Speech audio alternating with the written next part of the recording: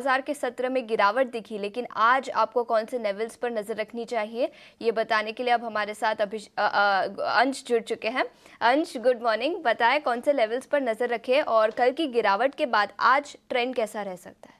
हाँ बिल्कुल, कल की गिरावट तो हुई है। दरअसल 50 डीएमए के नीचे निफ्टी फिसलता हुआ नजर आया, लेकिन ये गिरावट कहीं ना कहीं थोड़ी थमती हुई नजर आई और मेनली 20 डीएमए पर थमती हुई नजर आई। अगर हम इसका चार्ट ले आए स्क्रीन पे, स्पेशल चार्ट, तो आप उसमें देख सकते हैं कि जो 50 डीएमए के नीचे तो फिसला है, लेकिन 20 डीएमए पर फिर भी अच्छा सपोर्ट लेता हुआ नजर आया। तो ये जो गिरावट है वहाँ पर रुकती हुई नजर आई है। 2 सेशन पहले भी 20 डीएमए पर ही सपोर्ट लिया था, नवंबर के आखिर में भी 20 डीएमए पर ही सपोर्ट लिया था। तो यहाँ पे कहीं ना कहीं थोड़े से अच्छे पॉजिटिव होप्स रख सकते हैं। अगर बाजार आज नेगेटिव ओपन देके इसके सीधे नीचे नहीं चला गया तो यहाँ पे ही सपोर्ट दिख सकता है। अगर नीचे जाता है तो हम पहला सपोर्ट देखेंगे 24,150 पे, जो कि पिछले फ्राइडे का लो भी था, जिस दिन एक बड़ा फ्लक्चुएशन दिखा था हमें। तो वहाँ पे एक अच्छी खरीदारी होती हुई नजर आ सकती है, तो वहाँ पे एक लॉन्ग पोजीशन बना सकते हैं। अगर वहाँ से भी फिसलता है तो सीधे 24,000 का जो साइकोलॉजिकल लेवल है उसके थोड़ा नीचे जाता हुआ नजर आ सकता है। तो एक 50 पॉइंट का रेंज है 23,900 से लेके 23,950 तक, वहाँ पे काफ़ी अच्छी लॉन्ग पोजीशन बनाई जा सकती है, क्योंकि साइकोलॉजिकल लेवल के नीचे आते ही वहाँ पे काफ़ी ज़्यादा हमें वॉल्यूम और काफ़ी ज़्यादा एक्शन होता हुआ नज़र आ सकता है।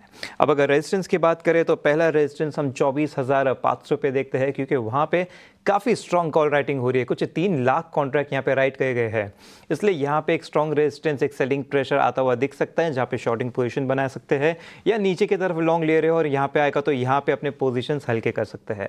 ऊपर की तरफ देखें तो दूसरा स्ट्रॉन्ग रेजिस्टेंस सीधे 24,800 पे दिखता है, जो कि दिसंबर के हाई के पास का भी है। कई सेशन से यहाँ पे रेजिस्टेंस दिखा है, तो यहाँ पे काफ़ी स्ट्रॉन्ग सेलिंग प्रेशर बनता हुआ नजर आता है। अब निफ्टी बैंक की बात करें तो निफ्टी बैंक में भी पिछले सेशन में गिरावट हुई है। जो इसका कंसोलिडेशन था पैटर्न, वहां से थोड़ा सा नीचे ब्रेकडाउन देता हुआ नजर आया है। हालांकि डिसाइसिव ब्रेकडाउन नहीं दिया है, तो इसलिए यहाँ पे भी थोड़े पॉजिटिव होप्स रख सकते हैं।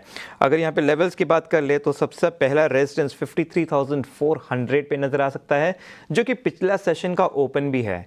पिछले सेशन में हमने देखा था जहाँ पे ओपन हुआ था वहां से थोड़ा सा ही ऊपर गया था मार्केट, फिर वहां से बिकवाली ही होती हुई नजर आई थी, तो वहां पे एक अच्छा सेलिंग प्रेशर बनता हुआ नजर आ सकता है।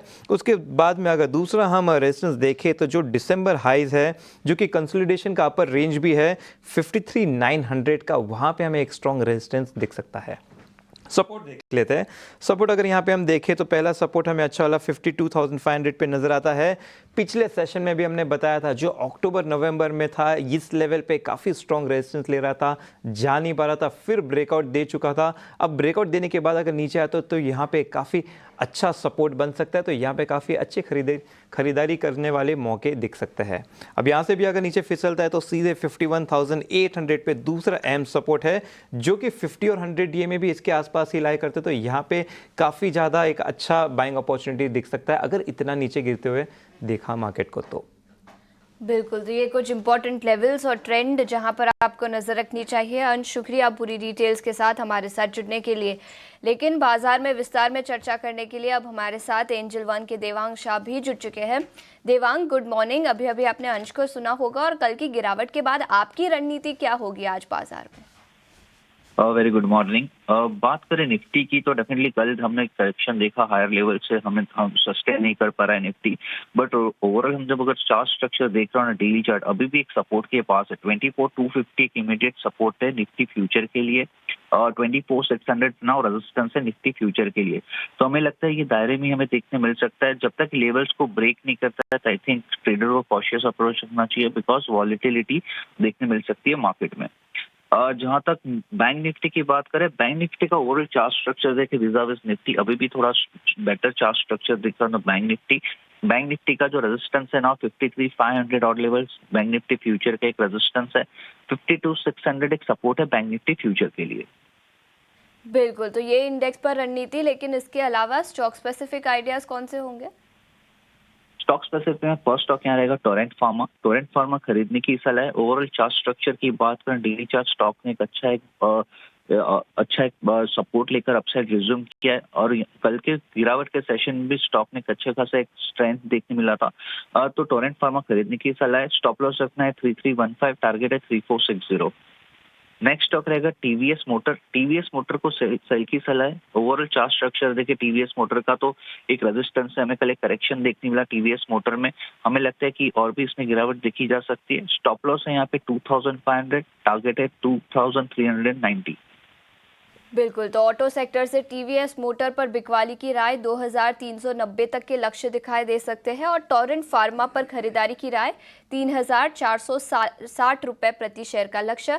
देवांग, शुक्रिया पूरी डिटेल्स लेकर बाजार पर रणनीति बताने के लिए और ईटीना स्वदेश पर जुड़ने के। बढ़ते हैं कमोडिटी मार्केट पर नजर डालेंगे और आज कमोडिटी मार्केट पर रणनीति बताने के लिए अब हमारे साथ केडिया कमोडिटीज के अजय केडिया जुड़ चुके हैं।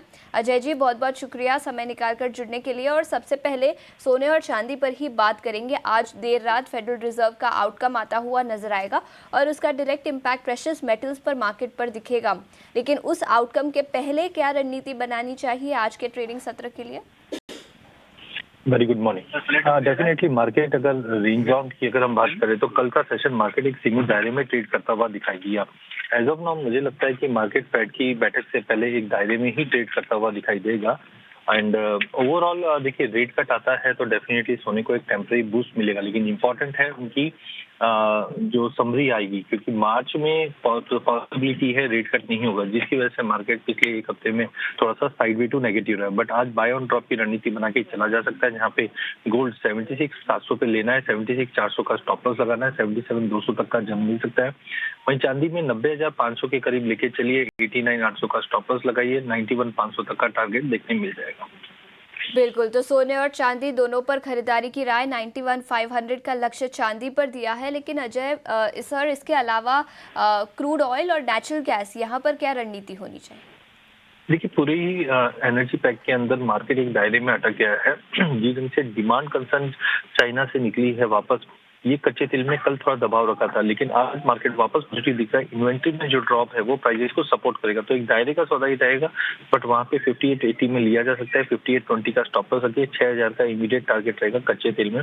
नेचुरल गैस में बड़ी गिरावट के बाद जिस ढंग से सीवियर विंटर यूरोप में बढ़ रही है, इसका सपोर्ट जरूर मिलेगा नेचुरल गैस को, लेकिन स्टोरेज कैपेसिटी भी अच्छी है, इसलिए अपसाइड कैप भी रहेगा।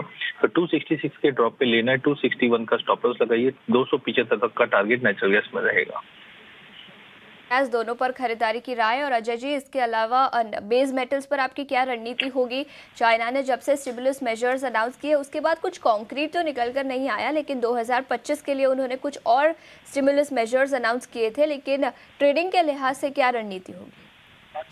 देखिए पूरे चाइना पे कंसर्न्स बना हुआ है, अनाउंसमेंट तो हो रहा है, बट कहीं ना कहीं दिखाई नहीं दे रहा। डॉलर में तेजी की वजह से अब तक गिरावट आई थी, बट आज फेड के अपडेट के बाद इसको भी कुछ मिलता हुआ कॉपर लीजिए, 800 का स्टॉप लॉस लगाइए, 812 का लिमिटेड दिख रहा है, क्योंकि डेफिसिट अभी भी बना हुआ है 2024-25 में। 282 पे लेना है, 280 का स्टॉप लॉस, 285 का टारगेट रहेगा। ठीक है, तो कॉपर और जिंक दोनों ही बेस मेटल्स पर खरीदारी की राय। अजय जी, बहुत बहुत शुक्रिया हमारे साथ जुड़ने के लिए और कमोडिटी मार्केट पर अपनी रणनीति बताने के लिए।